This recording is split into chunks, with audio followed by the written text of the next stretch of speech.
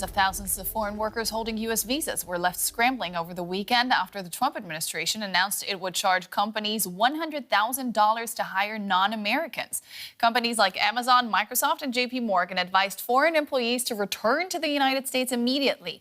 Later, the government clarified that current visa holders were not going to be affected by the changes.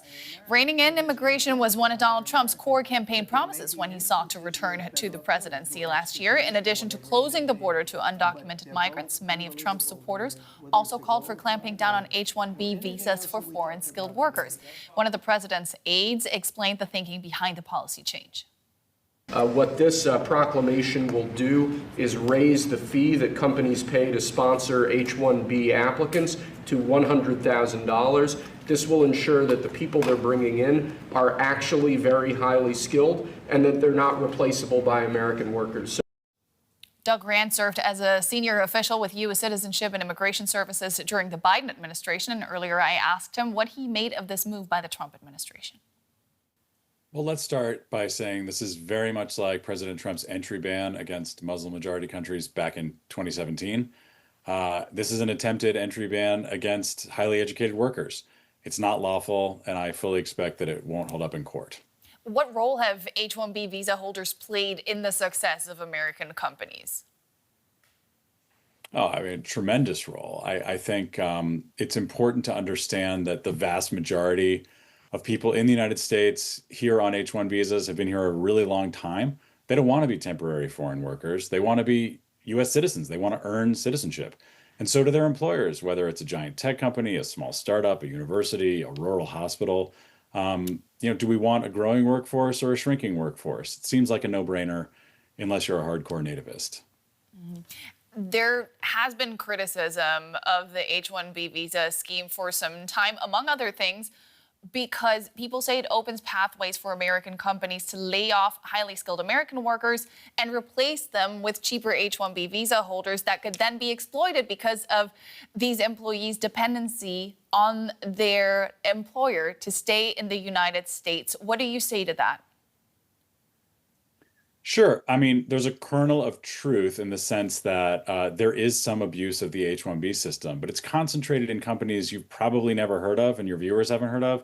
These are staffing companies that have no intention of developing their workers into long-term permanent residents or citizens of the U.S. And the right way to deal with bad behavior is enforcement against individual companies that have actually broken the law. Again, the vast majority of people who are on H-1Bs in the United States have been here for a really long time. They came here for their undergraduate degrees, their master's degrees, and they are, the only reason they're not already Americans is because Congress hasn't changed our laws in 35 years, and they have to wait for a green card. You, just a second ago, cast doubt on the legality of this policy change. Why do you think the courts could take issue with it? Sure. I mean, there is a pretty expansive authority, as President Trump has used many times, to ban certain groups from the United States. It used to be done sparingly. Trump has turbocharged it, but no president has ever tried to ban any H-1B workers, let alone all H-1B workers, with the stroke of a pen.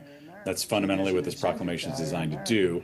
Here, there's no legitimate national security argument, and there's no limiting principle. So I think you'd be hard-pressed to find a legal expert who thinks this is going to withstand basic scrutiny in our courts.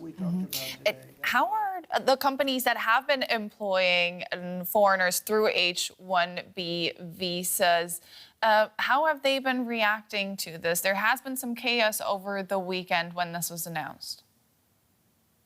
Sure. I mean, so I would just point out that like the original Muslim ban 8 years ago, this ban has all the hallmarks of something that was sloppily and hastily put together at the last second without even informing the federal agencies whose job it is to implement it. So we saw on Friday night a ton of confusion. Does this apply to H-1B workers who happen to be visiting family or going to weddings abroad? Do they have to get on a plane and come back by early Sunday morning?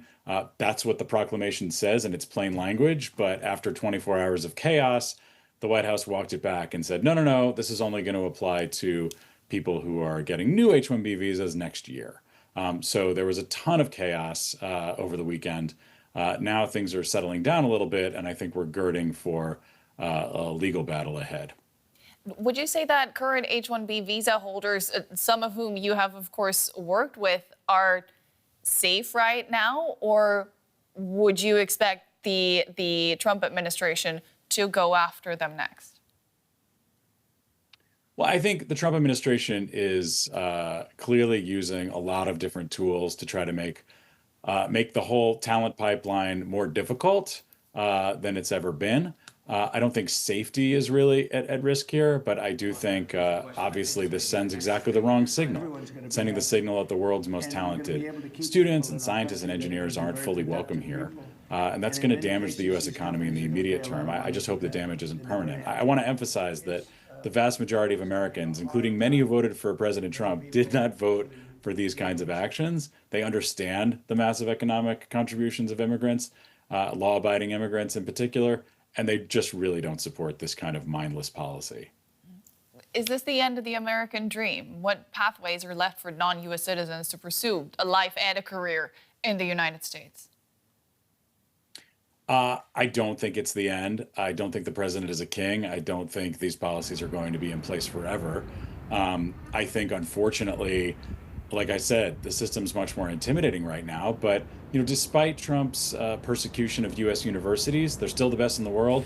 They're still going to attract incredibly talented students from around the world, and these students are going to continue to graduate. They're going to continue to find meaningful work from U.S. employers, including companies, startups, hospitals, and they'll ultimately become permanent residents and citizens. So I would say the waters are choppier, but they're still navigable. That's U.S. immigration expert Doug Rand. Thank you so much for joining us today. Thank you for having me. And for another viewpoint, let's bring in Ron Hira. He's an associate professor of political science at Howard University and specializes in economic policy. Welcome to DW. Now, you have long been a critic of the existing H-1B visa rules, saying they were being abused by companies. Can you explain to our international audience what you mean by that? Sure. So the first thing to realize is that the H-1B program is a guest worker program. It's not immigrant. And so it really is about the labor policy. And just like any guest worker program, whether it's here in the U.S., whether it's skilled or low skilled, or if it's in the United Arab Emirates, you've got to have a good set of regulations, labor regulations around it. And so right now, the regulations are very poorly managed, and therefore it allows and really invites exploitation by all employers, not just a subset of employers. Will charging companies $100,000 to hire a foreign worker stop these exploitative abuses, or simply keep out skilled workers from abroad? Well, I don't think there's a simple answer there, and it's unclear from what's been rolled out, who this is going to apply to, which employers, which types of workers. Will there be carve-outs? Will there be exemptions and exceptions? So we really don't know how that will play out. What it's doing is at least directionally calling the bluff of employers, saying, do you really need these workers or not? And it's raising the cost of importing those workers. But how that plays out, I don't know. What's more important in the proclamation, though, is a fix, a directive to the Department of Labor to fix the wage rules, something called the prevailing wage, would lift the wages of the H-1B workers so that they're closer to market rate, so that they're not coming in as cheap and indentured like they were. So I think that if you read the rest of the proclamation, I think there's some more important changes that are in that part of it. It sounds like U.S. companies had been saving a lot of money by employing H-1B visa holders. The way things are right now, can U.S. companies afford to only employ American workers going forward?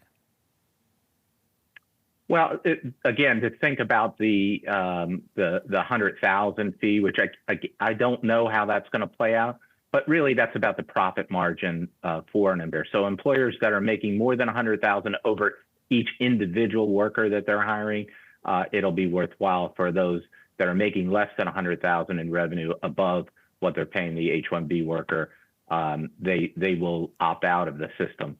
But the program's oversubscribed, and it's poorly allocated right now through random lottery. So this should raise the skill level of the H-1B workers who are coming in, so that they're not just hiring ordinary skilled workers. But I think the more important parts of the proclamation around the other rule changes that are planned. In what way will this fee then help U.S. workers, or this entire policy change help U.S. workers?